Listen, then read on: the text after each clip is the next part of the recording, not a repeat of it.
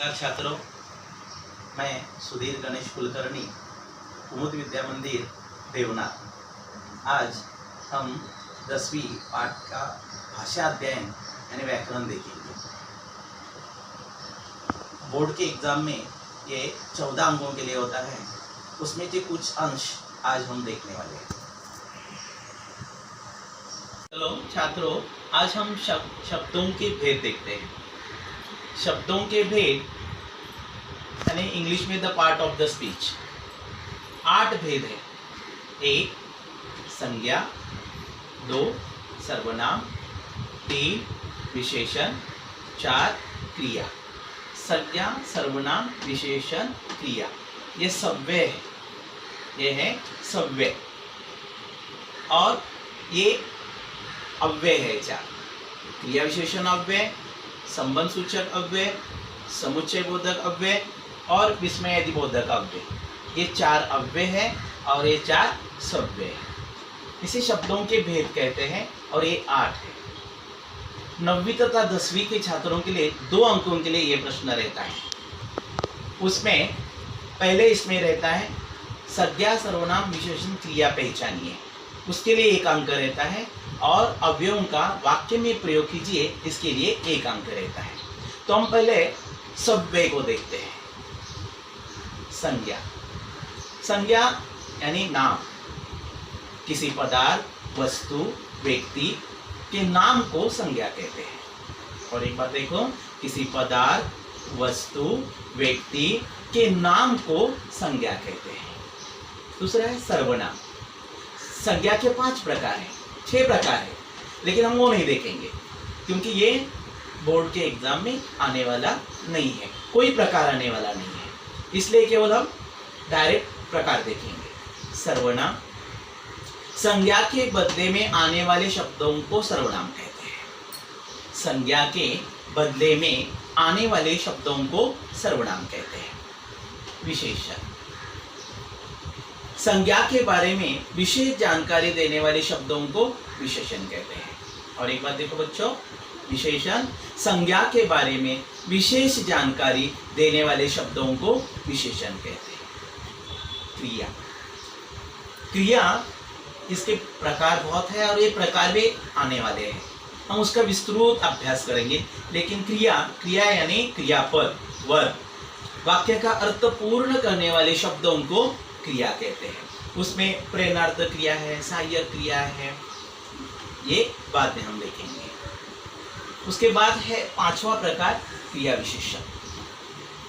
क्रिया के बारे में विशेष जानकारी देने वाले शब्दों को क्रिया विशेषण कहते हैं।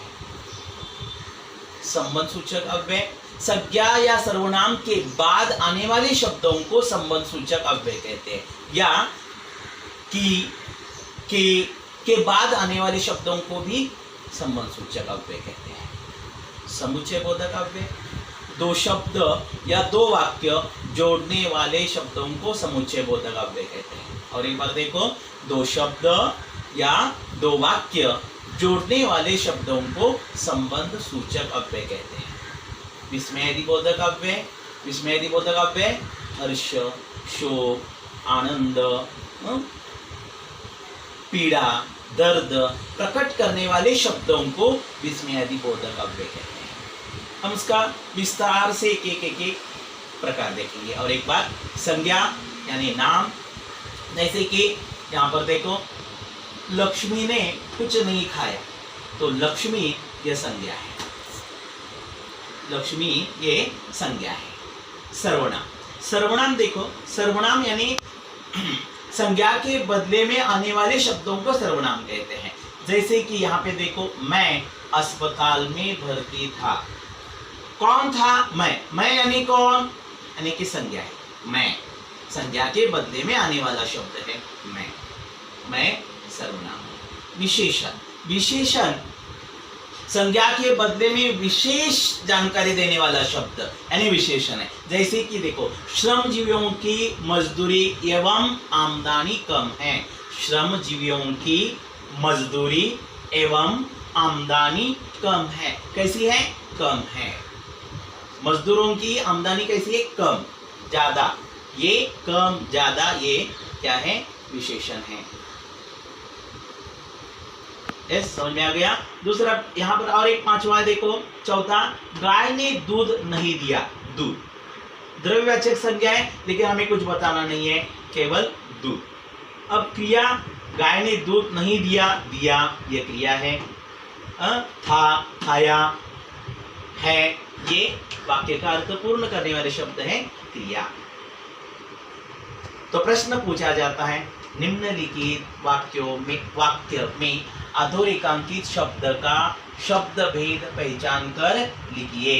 एक अंक, एक, श्रमजीवियों की मजदूरी एवं आमदनी कम है। कम के नीचे अधोरेखांकित क्या रहता है, तो उसका उत्तर आपको केवल लिखना है कम विशेषण। लक्ष्मी ने कुछ नहीं खाया, अधोरेखांकित शब्द है लक्ष्मी, केवल लक्ष्मी संज्ञा।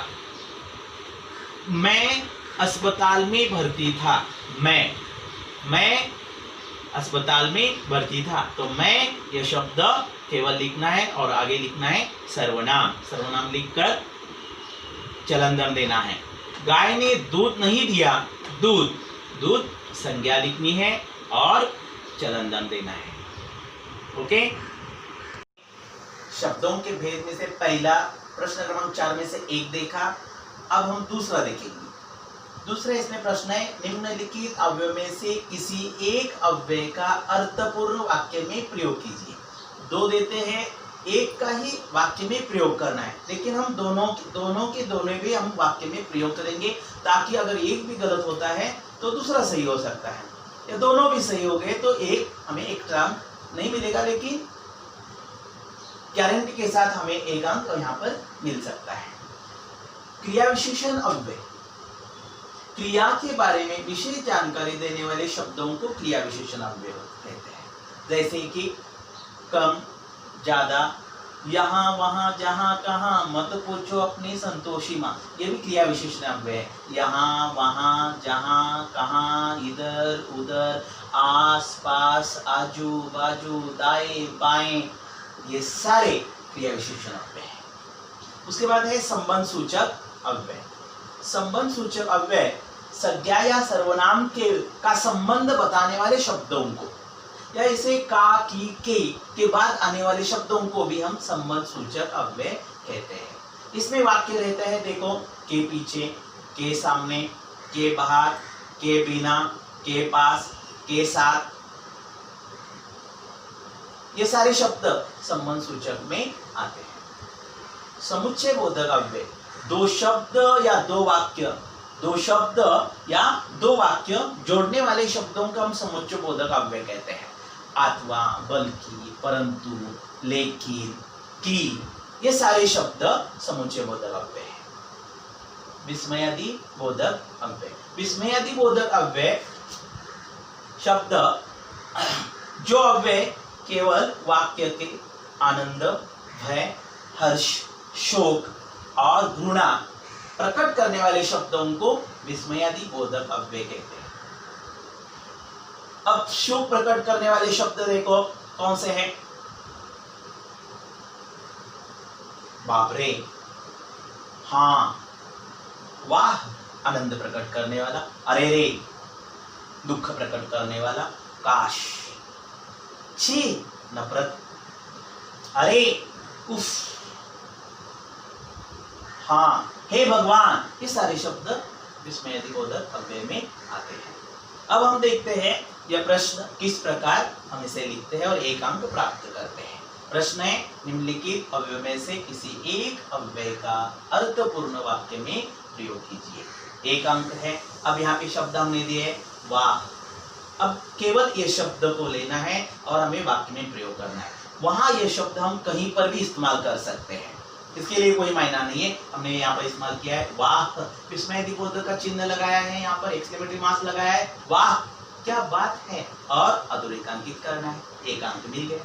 दूसरा है के साथ, संबंध सूचक है। हम इसे शुरुआत में इसका प्रयोग नहीं कर सकते हैं, इसका हमें संज्ञा या सर्वनाम के बाद ही इसका हमें प्रयोग करना है। देखो मैंने किया है यहाँ पर, मैं आपके साथ था, मैं आपके साथ, संज्ञा मैं है, आप है, सर्वनाम है, मैं और आप सर्वनाम के बाद आने वाला शब्द है। देखो, मैं आपके साथ था, के साथ संबंध सूचक अव्यय, यहाँ पर बताना नहीं है, केवल वाक्य में प्रयोग करना है। उसके बाद यहाँ, यहाँ, वहाँ, जहाँ, कहाँ, क्रिया विशेषण अव्यय। यहाँ, यहाँ कपड़े रखो, यहाँ कपड़े मत रखो, यहाँ क्रिया बता रही है, यहाँ पर कहाँ रखने हैं, यहाँ पर ही क्रिया। अब यहाँ पे देखो चौथा वाक्य है, अथवा आंधी आएगी अथवा बारिश होगी। दो वाक्य, दो शब्द जोड़ने वाला शब्द है। ये भी शुरू में हम नहीं लिख सकते हैं, क्रिया विशेषण कहीं पर भी हम इस्तेमाल कर सकते हैं, लेकिन इसमें यदि समुच्चय बोधक नहीं, समुच्चय बोधक के लिए हमें केवल दो शब्द या दो वाक्य जोड़ने वाला। यहाँ पर देखो, आंधी आएगी, आंधी और बारिश, ये शब्द जोड़ने वाला शब्द है अथवा। तो बच्चों, हमने आज देखे शब्दों के भेद। इसमें 4 सव्यय है और 4 अव्यय है। संज्ञा, सर्वनाम, विशेषण, क्रिया, क्रिया विशेषण अव्यय, संबंध सूचक अव्यय, समुच्चय बोधक अव्यय, विस्मयादि बोधक अव्यय। इसमें 2 अंकों के लिए ये प्रश्न इस प्रकार पूछे जाते हैं। धन्यवाद। हम यहीं पर आज रुकते हैं, बाकी